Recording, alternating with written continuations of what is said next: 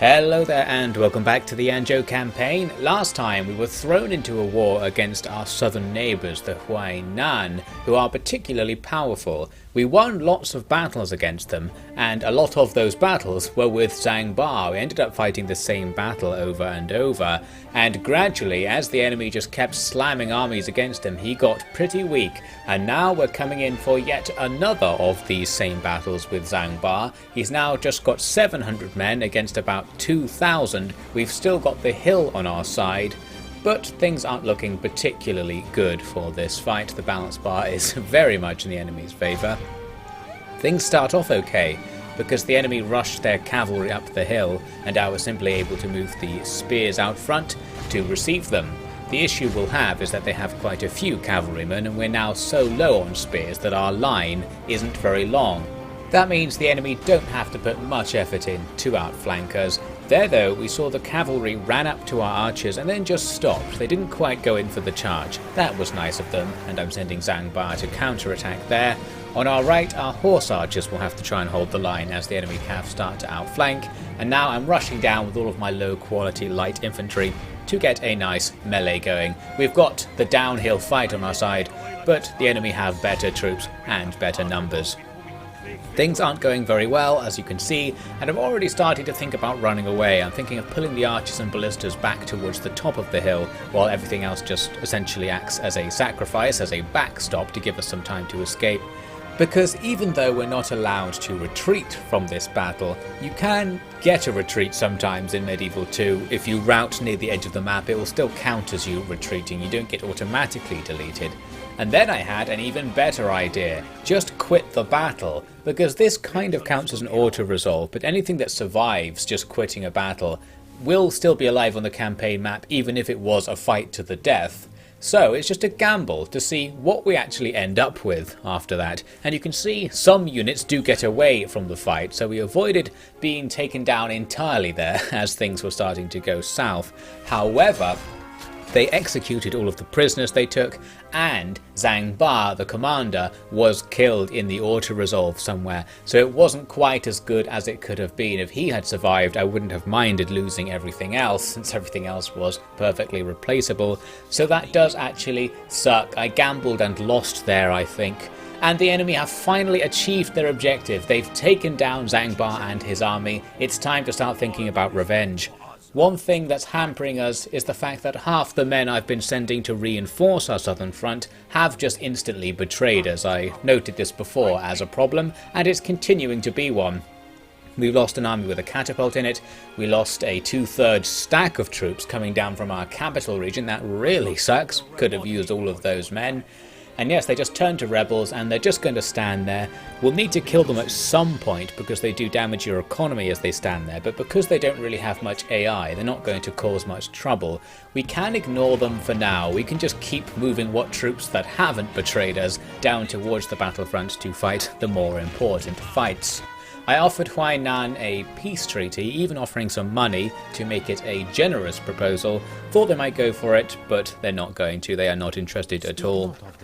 I think because we're scripted to be at war with them, it may actually be impossible to get a peace deal with them at this point. Anyway, so now let's do this revenge. The army that took down Zhang Ba is still standing there. It's already somewhat weakened after that last fight, so we can move a fresh army to engage and we'll have the advantage. The enemy have my hill that I was sitting on to play with, so that's annoying. I wanted to send my horse archers up to do some equally annoying harassing tactics, thinking it may trigger the AI to just go, you know what, we don't need this hill anymore. So here we are shooting onto their flank with the horse archers. We could just about sit out of range of their crossbowmen just further up the hill and hit the swords. The swords though weren't all that interested in this turn of events. They're just going to stand there and take it, and they can take it quite well because I think they had the armour upgrade. It didn't do very much in the end. However, here's a long time later. I was going around behind the enemy army and trying to shoot their general while advancing from the front with my main force, and the enemy very kindly just randomly charged down the hill. Now then, I end up with a hill advantage myself because I'm on the other side of the valley, and we start raining arrows on their initial units. It's just some archers who are going to sit and reform, meaning they won't be firing back for a while. They'll allow us to get a few extra kills. Now I figured the enemy were going to do the usual, just charge their cavalry right into my archers, so I'm already sending forwards my spears to make their spear wall. However, in this case they actually didn't go for the cavalry charge, they're just going to use the infantry, which takes a bit longer, and that's because their cavalry decided to turn back and actually go after my horse archers, who were now above the enemy army on the hill behind them. That's ideal really, because they're all just getting killed as they slowly try to make their way up the hill, and my own cav are now free to sweep in and completely surround the enemy army. Our melee infantry is a little bit stronger than their melee infantry component as well, so just charging frontally is pretty effective. Their captain dies somewhere at the back, and now, with their units just all over the place, their army completely surrounded and their leadership gone, everything just starts routing. We've immediately annihilated this army, things went surprisingly well. After our rout started, I chased them for a little while because we need to get the stack wipe numbers, but that doesn't take very long, especially with our cav already having surrounded everything. There is no escape, and they can't try and press escape and exit to get an auto resolve that will allow them to survive, so that's nice. Here's the result. Absolutely outrageous. We've barely lost any men at all. A very quick and easy victory. So there we have it. Zhang is lost, but his efforts did allow us to take down 3 or 4 enemy armies, as I recall. The Huainan have so many armies that that's not all that much in the grand scheme of things, but it definitely evens the odds. The front line's looking a bit more balanced right now. They've still got those 2 big armies next to each other in our territory. I don't want to attack them while they're next to each other, might as well wait for them to be separate to get easier battles. Annoyingly, I couldn't move this army back into Jiangchun to be safe behind the walls, so I'm going to stand outside it right here. I thought that was a bit dangerous, but I can remedy that by sending the other army just over to the west to go and sit within the walls, so at least if they go and trigger a field battle outside, we will have another army to reinforce, and the 3rd army we have in the area is sitting in a fort off to the left somewhere, so they're also safe from attack this turn if the enemy don't have siege weapons, which they probably don't. With all that set up, we'll just continue to wait for reinforcements and come back to that battlefront later. Right now, we're going to focus on this, which you may have forgotten, the Qingzhou attack, which is still going on. It's been a huge stalemate for a while, but finally a chance for a battle has arisen. One of their stacks moved away from the city, so now we can fight it on its own, and our stack is full of heavy infantry, so we have the advantage. Even though the numbers are about even, our troops should be better, although the balance bar doesn't seem to think so. We can use night attack here to actually get rid of all of those reinforcements from behind them, but because it's not that many men, I'm going to allow them into the battle to give me a chance to kill them conveniently alongside the other guys. The main enemy force was walking across the face of our deployment zone. They were switching which hill they were going to defend. So I had the chance to try and start off the fight while they were out of formation, just walking around in the valley below the hills. This kind of worked but kind of didn't, because at first I thought, oh, they're not going to take the bait, and started moving up the hill myself, but then suddenly they did take the bait while I was walking across the face of their army, so now I'm the one who's out of formation when the battle starts. But at least with archers that doesn't really matter, because they can shoot in various different directions equally well. Anyway, I tried to form up properly because it seems the AI had been aggroed into a fight. We're not going to have to bother with any hills for this battle. I spotted some cav on the move, and in a paranoid fashion started charging these spears out, ready to defend the archers. Many of our crossbowmen there being a little bit late on the uptake. We had lots of issues here with the animations not being cancelable, so the guys who started firing couldn't fall back for a very long time. Anyway, in this case it was okay, because those cavalry were just horse archers, which actually screws me over a bit, since as I've now put the spearmen out in front, they're just getting shot by the horse archers and getting killed. So I started advancing those spears to try and drive those horse archers away, while my own archers are going to focus on the enemy's more compact foot archer formations. In go my spearmen then. The enemy aren't paying much attention to them. Those horse archers are just standing there, but that's fine. If we can get them into melee, that will work out as well. But obviously the enemy do end up pulling all of their own melee troops in, and the main fight just starts. Some cav pile into my heavy spears there, which is great. We immediately kill the captain of one of the forces, so that's a good start. And now our spear line will have to face the full brunt of the enemy, because our heavy infantry line, our heavy swords, are just hanging about at the back. I left them too far behind with my eagerness to charge the spears forward there. Eventually they move forwards into the melee, and you can see it's just a huge, difficult to discern mess. But it's a mess that appears to be in our favour. The enemy formation is breaking up, all of their archers are trying to skirmish away, some more successfully than others, and we've outflanked them on both sides. So now it's just a case of fighting all of these little pockets to wins, using our cav to hit the backs of little groups of enemies and gradually drive them off. Some enemies are running away, some are just skirmishing away, and the disadvantage we have in having this army full of heavy infantry means that when enemy units just start walking away or the archers decide they don't want to fight you, it's hard to force an engagement because we can't catch up.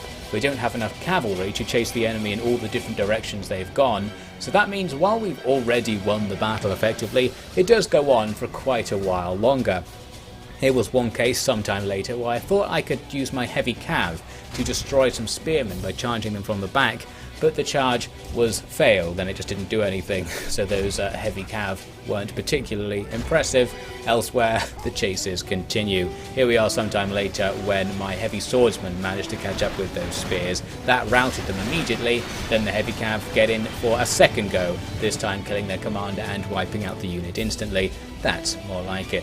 Needed to kill a bit more to get to the stack wipe percentage, so there we go. That battle was a lot longer than it looked, thanks to massive amounts of cutting out of chasing parts, but it was an okay result. Lost 400 men, killed over 2,000, but because our losses were concentrated among our spearmen, the army has been functionally damaged. We are now lacking in that particularly crucial unit type. Anyway, at least the road is cleared, and this opens up some options for us, because this army can now go and attack the other enemy armies hanging about to the north and south of Beihai, potentially. Qingzhou there now have abysmal relations with us. Apparently they liked us a bit up to now, but now that we've beat them, they're really angry. I was going to move the second army further to the west to go and make an attack, but then I thought, well, I might as well just go on with this first one and try and take out the weaker of the two enemy armies outside of the city. And we end up with this great situation because Gao Shun, who's laying siege on the other side, is able to sneak around somehow and take part in that fight. It's just an easy auto-resolve, and we stack wipe the enemy for a couple of hundred losses. That's all good stuff. So now the enemy just have half a stack inside and one stack outside. Against all the stuff we have in this area, it looks like that war is finally going to be victorious. They even come to us and offer ceasefire as they realise they're going to lose. However, we don't want ceasefire. I say, well, you can be my vassal, that's about the most I'm willing to offer, and they are completely outraged by that suggestion. They don't realise how likely they are to lose this war at this point. As for Huainan, in that turn they didn't really do anything. The two armies they had in our territory snuck back slightly over the border into their territory. That's handy, nothing to deal with then, and now we have a bit of time to focus on setting up our own defences more properly. We can get armies back on all of the bridges. We need to stall because it's going to be a couple more turns before all of our armies get back from the south front and we really have our forces concentrated here. So I am just going to settle down and almost force a stalemate by just making sure the enemy can't move into our territory anymore. In particular, we fortify the other side of the main bridge they were using, so they'll have to do a really annoying siege to get into our lands now, where I think the reinforcement rules will massively favour us if I can put another army just behind the fort, which is what I'm doing right there with that army. This bridge over to the left can be manned by other guys. Over here we've got Song Shan coming down. We'll need to get military access with the Chen in order to actually go over that bridge and then go around into enemy territory, but we will sort that out later. And now another army comes down to sit next to this fort. So yes, a very big standoff, equal numbers on both sides, and the defender's advantage is ours. So now we just have to sit and wait. Here's a bit of a first, not a very significant one, but a first. I finally put a navy together, just 2 ships, and they're going to go out to take down 1 ship from Qingzhou that was besieging the Xiapi port. There we have it. We will need to make a much bigger fleet and protect our coast in general because the Sun clan could naval invade at any point. Ideally, we want to go down and blockade their ports to reduce the chance of that happening. In Huainan's turn, more reinforcements are on the way. But it's not full stacks like it's been before, just the odd dreg here and there. Looks like we've finally depleted all of their reserves in all of their territory off to the southwest that we haven't even seen yet. Now back to Qingzhou. I was planning to attack the army to the south of the city with our heavily armoured infantry based army, but they ran away when I engaged them, which I didn't really expect. This gives us a better opportunity though, because now they're not in reinforcement range of the city, it's just a half stack inside, and we've got 2 armies who can attack the city right now. Took a look at that situation, and it looked mighty fine. The balance bar is sufficient for an auto-resolve, but I'm not actually going to auto-resolve it in this case, not only to honour Qingzhou, one of the famous politicians of the era who's in there, but because our second army is going to be controlled by the AI, and that means that balance bar isn't going to be reflective of how hard the fight will actually be. So I will give Qingzhou a bit of a final showdown here. In we go to attack the city on 3 sides, with the main attack coming in from the east. Normally, with situations like this here, where the enemy have a few men on the walls but most of the wall is empty, I wouldn't bother to attack the walls. But right now, just because we're filming it, I suppose, we're going to send the siege towers against enemy archers and just see what happens in that matchup. As you might expect, the archers kill many of the troops pushing the siege tower, so it's not ideal. We could just not do this and go in through the gates somewhere else with these men. At least it wasn't as bad as it could have been, because the enemy started moving around. In fact, the archers defending against this siege tower right here ended up running all the way back to the gatehouse as my ram approached. So those swordsmen will get in and now join the other swords engaging the crossbows, and taking the wall won't be that hard, but we probably could have done it for free if we just gone through a gate and attacked them from the other side. Some heavy pikemen who'd gone up the wall elsewhere where it wasn't defended have come over to contest the gatehouse, so they'll start the fight there. We've got all the gates open, but I don't actually want to go into the city right now. We don't really have that many melee troops, especially not in that eastern section, because I'd spread them out to attack in so many different places. Here's one of those places, the south part of the city, where it's just an absolute slaughter. I sent 1 unit of spears in, and 1 unit of spears was defending. Both sides are out of formation, so we're just in this chaotic melee. Losses are extreme. However, we have a trick up our sleeve. We can send in the legendary warrior Hao Meng, and while he won't do very well against those spearmen, especially because it looks like they're upgraded spearmen, his presence means my unit won't rout, whereas their unit will. So we'll win on morale, and then the last few enemies will just die as they run, and we will have successfully captured the southern gate.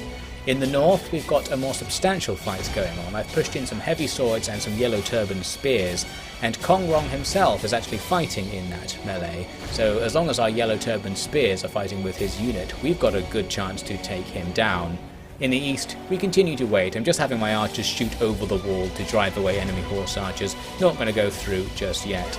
There's the kill against Qingzhou, so the enemy faction leader is down. You can tell by the balance bar that this battle will eventually be won by us. Now we just have to close the deal, close the book on Qingzhou. Hao Meng and his men got to the capture point since there was nothing else in front of him, but there were a few men there, and in particular some light cavalry came to engage Hao Meng himself.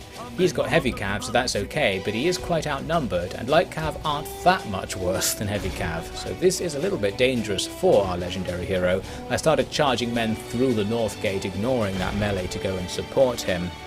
He did start getting into a bit of a pickle, however we were finally reinforced by the AI. The blue army shows up at this point, the advanced elements of it anyway, some heavy cav show up.